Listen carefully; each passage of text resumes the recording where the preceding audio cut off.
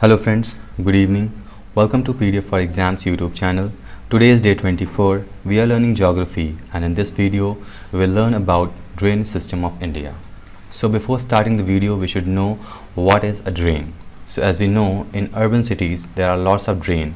What are these drains? So these drains are used for draining the excess water which is present. And how does this excess water come into city? Whenever there is rainfall and water falls in entire city and these water collect on the roads, so these water have to drain somewhere. So few drainage system are used from where the rainwater or excess water which is coming out from some kind of pores and all, they get drained into some larger water body. So this is called artificial drainage system. So similarly on our planet earth or in our country India, there is sometime excess rainfall over few area and there is sometime no rainfall in some area, but the places where we have rainfall, from there these excess water has to be drained in other parts so that those area the lifestyle of those area doesn't get affected. So for that very purpose there is naturally built drainage system in our country. So we have some more terms over here. There is a water divide. So what are these water divides? Water divides is a part which divides two drainage pattern. There are two drainage system over here, stream A, stream B. These are two rivers or we can see streams which is divided by a upper land which is called as water divide. Now moving further, we'll see in how many parts our drainage system is divided. So India's drainage system is majorly divided into two segments and there are several drainage pattern also. Before we proceed with the types of drainage system in India, we'll see what are those terms. So there is a drainage line. What is this drainage line? So drainage line is the line or the area or the part from which the water drains to the bigger water body. This is called a drainage line. What is drainage network? So when there is more than one drainage line, they get together and form a network. This is called as drainage network. And there is one more term which you need to know, that is drainage pattern. What is this drainage pattern? When any drainage line, when they join together to form some pattern means any kind of design you can say, so these would be called as patterns. They will develop a particular pattern which will be common somewhere, that's why they are termed as pattern. So there are several type of pattern like rectangular pattern. By the name itself it is clear, rectangular means the drainage system, the streams or rivers which are flowing will form a rectangular shape, hence they are called rectangular pattern. Other is dendrites. Dendrites means tree like structure, branches, many branches coming out of single area. This would be called as dendrites drainage system. Next is centripetal. Centripetal means let me erase this diagram, then I'll tell you clearly, just a minute. So centripetal means there would be a water body in which rivers from various directions will drain the water, excess amount of water in that water body. It will be central in shape, not central, circle in shape, that's why it is called centripetal. Not circular in shape, actually they are draining the water at center of all the rivers, that's why it is called centripetal drainage system. Similarly we have many other drainage pattern, but we're not going to discuss them all. It was just a general information which you need to know. Now coming to the main topic of the video, about the drainage pattern or drainage system of a country. So India is Indian river, not India. Indian rivers are divided into two major groups. These are Himalayan rivers and the other is peninsular rivers. So these are the two Indian system in which Indian rivers are divided. So in last video in Indian physiography, we have learned about the separate part of a country like northern Himalayas, peninsular region. In peninsular region we have seen there are two parts, Central Highlands and Deccan Plateau. These were the two major parts of the country and one was in northern Himalayas. So the river flowing in this region or originating in this northern part would be called as Himalayan river, whereas river flowing in this peninsular region will be called as peninsular river. Now what is this peninsular region? So peninsular region is the land area, you can say a land mass which is covered entirely by water body. So as you know, our India's map is something like this. So you can see from three sides it is covered with water. So this area is called as peninsular plateau. So and rivers flowing in this region would be called as peninsular rivers. So this is the system or the main two systems which are divided into two parts, and this Himalayan river are also called as North Indian rivers or the rivers which are flowing in northern part of a country. And what are significance or important points of these northern Himalayan rivers? So in Himalayan river there are a few specific points that you need to know which are common in almost all the rivers which are flowing in northern region. The first point is that the rivers flowing from or in Himalayan region are perennial. Perennial means these rivers flow throughout the year. Water does not dry in those rivers. In some rivers you might have seen that water does not flow throughout the year. In summer those rivers dry up, but in case of perennial river or the river which are flowing in northern part from Himalayan or originating from Himalayan would be perennial in nature, flowing throughout the year. The water density might decrease in summer, but they will continuously flow throughout the year. What is the other significant point that you need to know over here? What are the sources of water in these rivers? So the sources of water in these perennial river would be the melted snow. From where the snow will come? So the snow will come from the glaciers. As we know, Himalayan is a range of mountain, and these mountain consist of snow. Over here we can feel snowfall, we can see snowfall over here, lots of glaciers are originating from here. So the source of these river would be these melted snow, and the other sources of these rivers would be rainwater. Okay. And what is one more significant point, that these rivers, since these river flow originate from mountains, they form deep gorges. What are these gorges? We have studied in geomorphology. These gorges are the landform, and how these gorges landform are formed. If you remember, then okay, or else I'll explain you once again. So if you consider this is just to be a mountain, if this is a mountain, I am just drawing a plain mountain because it is triangular in shape. You can't see in 3 dimension. I'm trying to draw a 3-dimensional diagram. So if you consider this to be a mountain, okay, so if this is a mountain, and when water originates from here and start flowing, okay, it's flowing and falling down, what happen?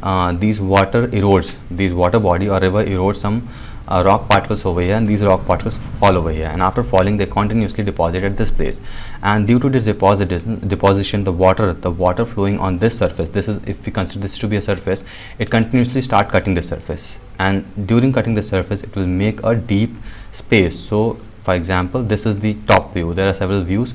So if you see the top view of mountain and water is flowing through this segment, so there will be a deep straight valley type structure, and these structure are called as gorges. So we have studied this in geomorphology, so I hope you know this.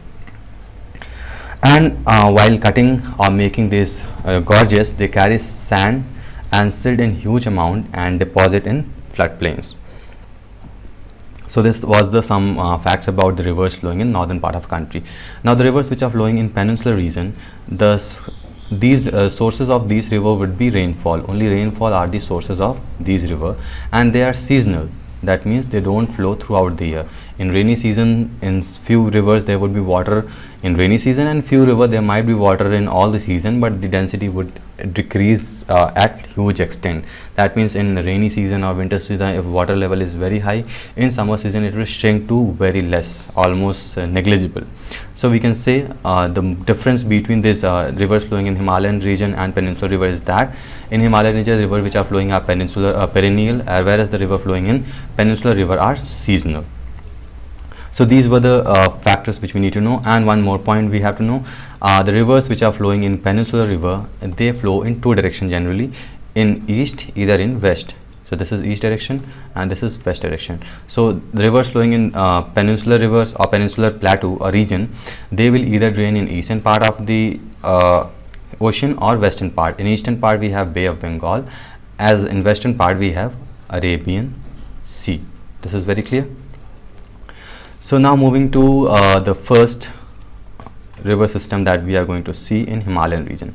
So in Himalayan region, let's see what are the rivers flowing. So in the map, let's see, and after that we'll discuss the 2 important rivers which flow and form floodplain and form the drainage pattern of the northern system, that is the Brahmaputra river and Indus and Ganga. We'll study actually 3 major rivers which form the northern rivers or Himalayan rivers and form the major drainage pattern of northern part of a country.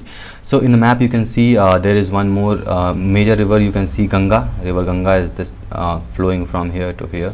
So this is Ganga. It starts from here. We'll see this in detail when we study further. The other river which we are going to study is Brahmaputra. It originates over here, moves to Tibet, Arunachal Pradesh, Assam, Bangladesh, and drain into Bay of Bengal. And another important river that we are going to study is Indus River, which again originates here near Mansarovar Lake, enters India, moves through LOC and enters the Pakistan, and from Pakistan it drains in Gulf of Khambat. It drains over here, that is in Arabian Sea. So these are the three major rivers or three major river drainage system that we are going to learn in Himalayan river system. Okay, so starting with the first river system, that is Indus river system. So Indus river system, where does this Indus river system originates? So first point that we are going to see is Indus river system. So this Indus river system originates somewhere near Mansarovar Lake. This Mansarovar Lake, where it is in Tibet, and here Mount Kailash is also here. Mount Kailash is a holy place for Hindus, and the sea level, the height of these mountains are almost 5,000 meter, more than 5,000 meter actually. From here this river Indus originates, and it starts moving from here in which direction? If we see the direction over here, so this is north direction, this is east, this is south, this is west. So we can see the direction, it is moving through northwestern direction, northwestern. Okay, it enters India. Where does it enters India? It enters India in Ladakh.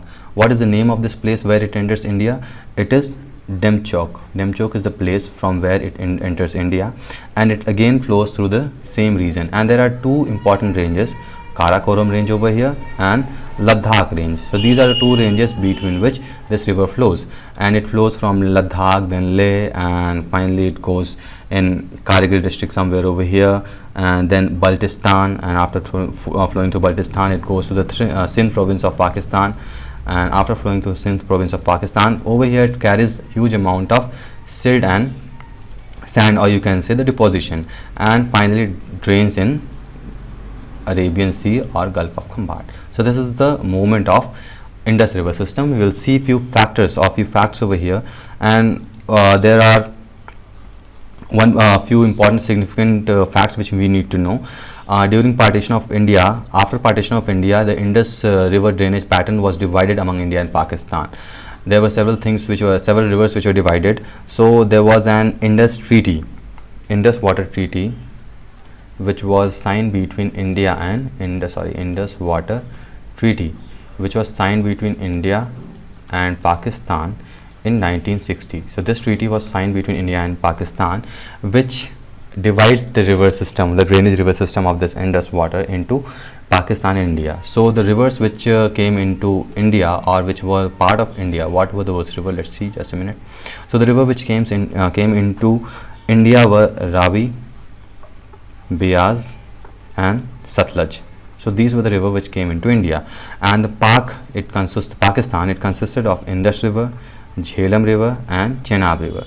So it's not that these rivers which are flowing in Pakistan, we can't use this river. Since these rivers are flowing through India, we do have right to use the river. The only fact that we have to consider, or only the point that has to be considered over here, that we cannot divert the flow of this river. So we can place our hydroelectric power plant over here, we can use the water for drainage of floodplains, but the only factor is that we can't put a barrier and divert the flow of river in our country. We can't do that. Apart from this, the water flowing from this river can be used, and we one point has to be taken care that the volume of water that has to travel to Pakistan should not be stopped.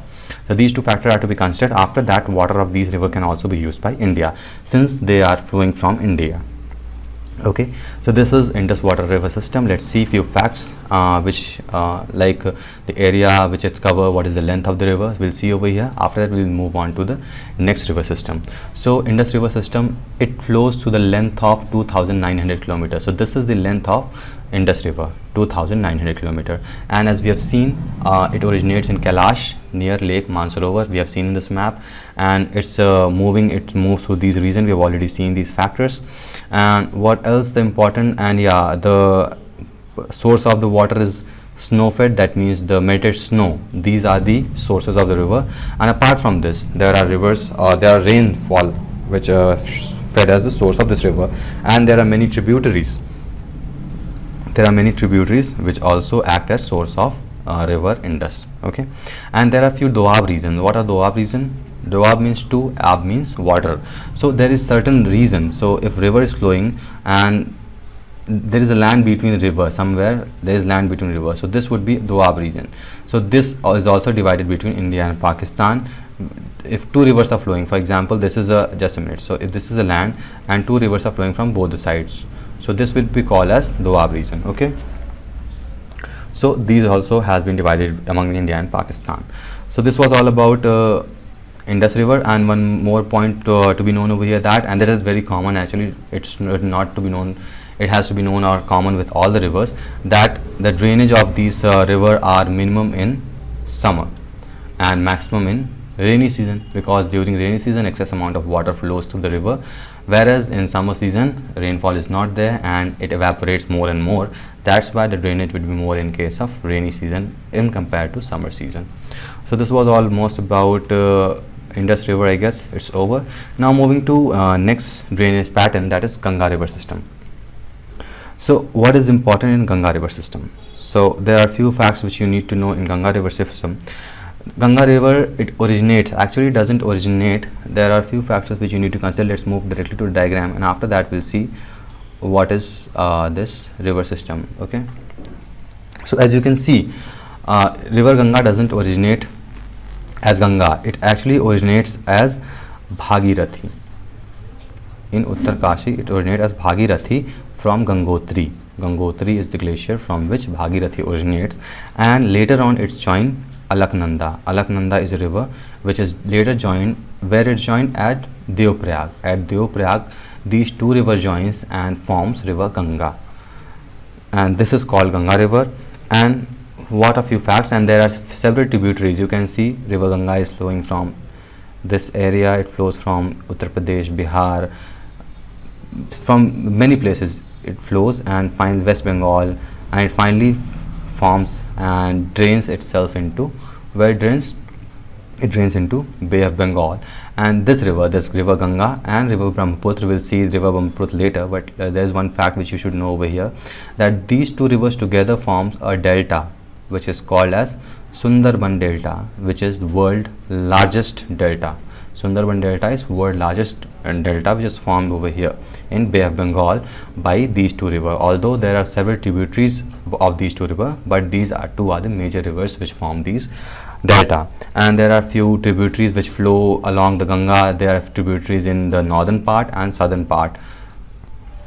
Similarly, there is tributary of the Brahmaputra also, which we will see in Brahmaputra.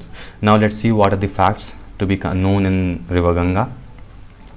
So river Ganga flows through a plain of 8,61,404 square kilometer. So this is the area through which Ganga flows. Not area actually, it drains into this area. That means the river Ganga flows through this area, and it accounts for 26.3% of geographical area of country. So this is very huge significance. You can see 26.3% is very huge geographical area of a country which is drained by the river Ganga.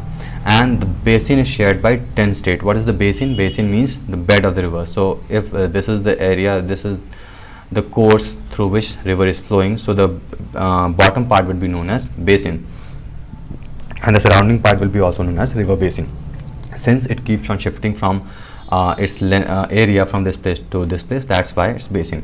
So river Ganga's basin flows through 10 states. What are those 10 states as per the percentage share of the river?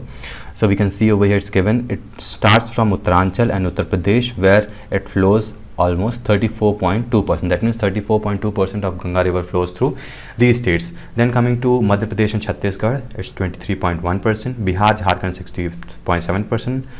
Rajasthan 13%, West Bengal 8.3%, Haryana 4.0%, and Himachal Pradesh 0.5%, and minimum is there in Union Territory. So this a question can be asked, where does this Ganga basin is minimum? So this is very simple. As if you know the map, if you're seeing the course of river, you can easily answer the question. They can ask you to arrange the course of river flowing in these areas. So these are very simple and can be answered if you remember the map.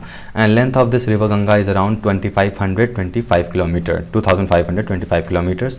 And if we see the distance, so as per this percentage, if you have seen this percentage, the distance will vary in several states. So what are those distance? We can see over here, it's mentioned. It's 1310 kilometer in Uttaranchal, 1140 kilometer in Uttar Pradesh. So maximum length of river Ganga would be in Uttar Pradesh, that is 1140 kilometers. 445 kilometers in Bihar, 550 kilometers in West Bengal, and remaining 110 kilometers stretch from Ganga boundary between Uttar Pradesh and Bihar. So this is the stretch of river Ganga, and later are the few more factors which you need to see. Moving to the next river pattern, the last and very important river drainage pattern of Himalayan region is Brahmaputra. So Brahmaputra, where does it originate? So we have already seen that it originates in near the Mansarovar lake. Where is Mansarovar lake? It is originated near Tibet. So it's originate in Tibet over here. Just a minute. It originates in Tibet and moves along the border, and it enters India in from Arunachal Pradesh over here, and moves along Arunachal Pradesh, then enters Assam, and after entering Assam it goes through Bangladesh, and finally it drains in. Where does it drain? It drains in Bay of Bengal. I have told you earlier that this river Brahmaputra and Ganga forms a basin by moving through these area. And one interesting fact about Brahmaputra river is that it has got separate name in separate part of the country and even in outer part. So the river where it originates, the name is Sangpo. In Arunachal Pradesh it has got a different name. The spelling is wrong over here. I'll correct it later. And in Assam its name is different, and finally it's in Bangladesh also the name is different, and finally it drains in Bay of Bengal. So let's see the facts. Now let's see facts, and there are many tributaries which you can see. The tributaries which are important tributaries like Dhanistri, Dilbag, Sabansari, Bareilly, Kopili. So these are the important tributaries of Brahmaputra river. What are tributaries? Tributaries are the small rivers which finally meet the larger river and ultimately drain into the bigger water body. So just tributary are just a small river body which meets the larger water bodies. Okay. Now watching its factor, let's see what is the factor. So river Brahmaputra covers an catchment area of 5,80,000 square kilometer. What is catchment area? So for example, if river is flowing in certain area and this area is affected by the water of river, so this would be its catchment area. So the catchment area of river Brahmaputra India is around 5,80,000 square kilometer, not only in India actually, from origin in Himalaya Lake Mansarovar till where it drains. And its length, what is the length of this river? So length of this Mansarovar river is 2,900 kilometer, in which 1,700 kilometer is in Tibet, 900 kilometer in India, and 300 kilometer in India. That means the maximum length of Brahmaputra flows through Tibet, that is 1,700 kilometer, and the second longest distance that it covers is in India, that is 900 kilometer. In India it flows through Arunachal Pradesh and Assam. We have seen that in map. Now, and what's the name? The Tibetan name of this river, the Brahmaputra, is Zangpo, and Chinese name Yalu Zangbu. This is the Chinese name. And similarly in Arunachal Pradesh it has got Siang and Dihang. This is the name which is given in Arunachal Pradesh, and again in Assam it has got separate name, and Bangladesh it has got another name. So it has different name flowing accordingly. Okay. And one more important point about this river is that there are few rivers which are known as Sorrow of West Bengal, because sometimes these rivers are responsible for lots of flood in that state or that area. So let's see what are tributaries. I've told what are tributaries. So there are tributaries in left bank and right bank. What would be left bank? So this, if river is flowing in this direction, starting from this direction, this would be left, this would be considered as right. But as we know, Brahmaputra river originates from Tibet, enters through Arunachal Pradesh, and if we consider tributaries in India, so the left portion, this would be the left part and this would be the right part. So the left bank tributaries are Dhansari, Kapili and Barak. So we have seen that in map. Right banks consist of Subansari, just a minute, and 1 minute, Jia Bhoreli, Manas, Sankosh, Tista, and right, Tista is very important river. So these are the tributaries. Now each river has got its own significance. Like these are the factual information from where these river rises and where does these fall. Doesn't form actually, they just meet the Brahmaputra and ultimately they drain in Bay of Bengal. So these are just factual information which you can read yourself. Moving further, we'll see the drainage system of peninsular India. So we have already seen what we mean by peninsular India. Peninsular India means the area which is covered by water body from all the side. So it forms the triangular plateau which we have read in last lesson. It's a triangular land area which is in country, and it was, what was one more important significant point about this, that it was part of Gondwana, the continent which was there at the beginning. At the beginning, we have seen there was a single landmass, Pangaea Peninsula, got split into two parts, not this way, this two parts, and one part was Gondwana. So this India is part of that Gondwana continent that was formed at the beginning, according to the theories which we studied in the formation or evolution of these landforms. So this peninsular system, peninsular river system is divided into two parts: river flowing in western direction and river flowing through eastern direction. So if this is our country, this is east, this is west. So few rivers flow in eastern direction or drain in eastern direction, and few rivers flow in western direction and drain in Arabian Sea. The seas, or the rivers which are flowing in eastern direction will drain in Bay of Bengal, whereas the rivers which are flowing in western direction will drain in Arabian Sea. Okay, and how does this river flow? For flowing river, there should be a slope. As I haven't told in northern part of a country, but there is a slope in which this rivers flow. So if there is a mountain, if a mountain is here, river is originating and slope is in western direction, so river will flow in western direction, and if slope is in eastern direction, the river will flow in eastern direction. So by the direction of flowing, the names are given. So let's see what are the important rivers over here. So west flowing rivers, so there are important west flowing rivers. So all these are all just in factual information from where these rivers flow, what are the course of the river, which state does it pass, what are the disputes. So you have to read everything in this section.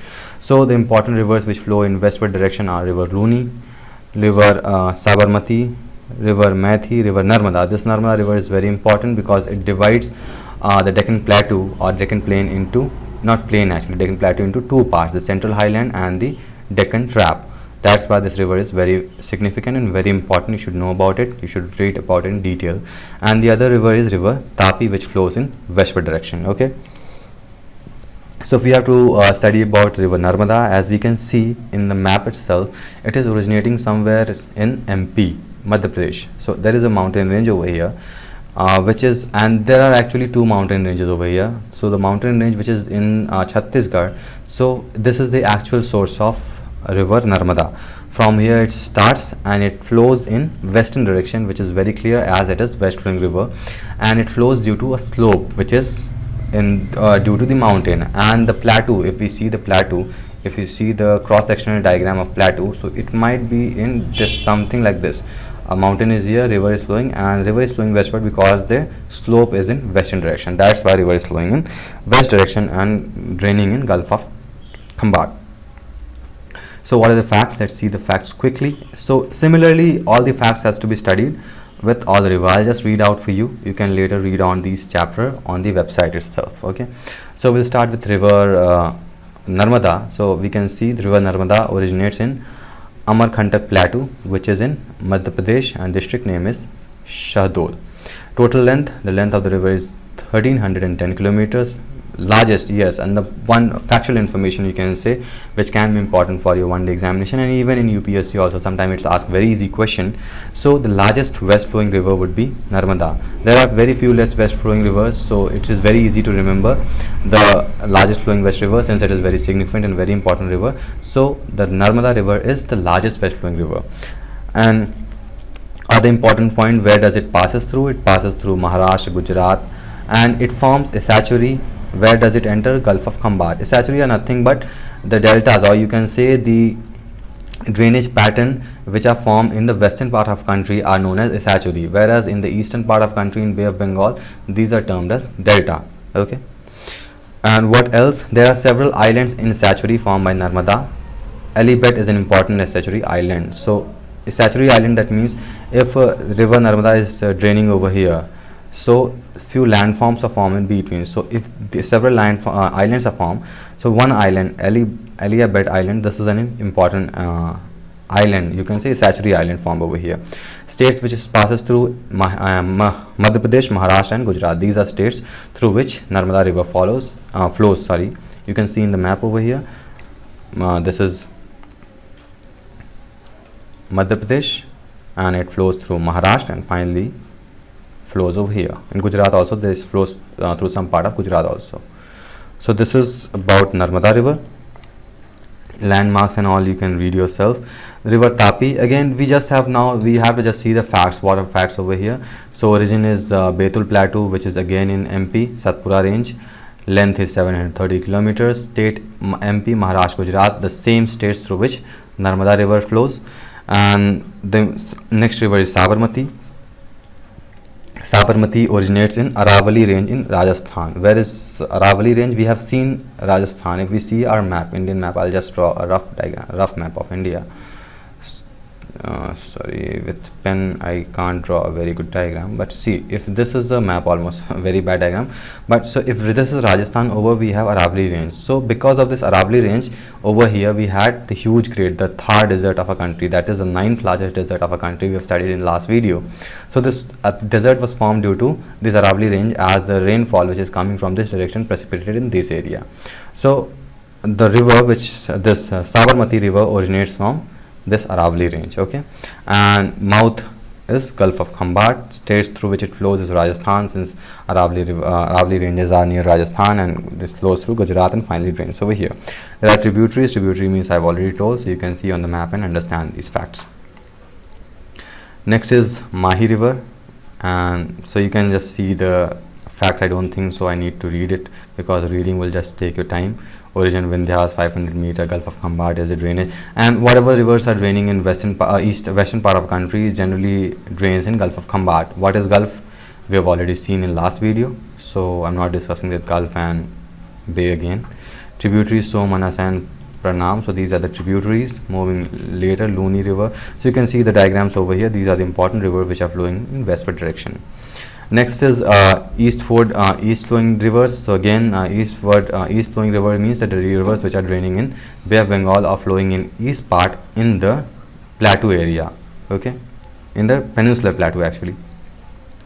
So Damodar river is very important. It originates in Chota Nagpur plateau. Chota Nagpur plateau is in central highland, that means the upper part of the plateau, not on the lower part. If this is a country, as we have seen, Narmada river divides the plateau into two parts, Deccan Trap, Central Highlands. So Chota Nagpur is part of this upper section, as well as some part of this Chota Nagpur is there as in Deccan Trap also as well. It's not all the part is there in there. And this Damodar river is considered as Saur of Bengal. I have told earlier, Saur of Bengal. Why this is considered as Saur of Bengal? Because it passes through Bengal, and during rainy season lots of floods are originated due to this Damodar river.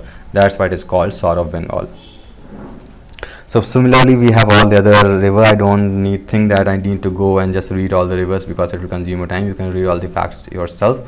So that's all for today's video. I hope you have understood the drainage system of our country. If you have any doubts, you can ask in the comment box. Most probably I'll try to answer your question in next video. If you like the video, please like, share and comment. See you in next video with new topic.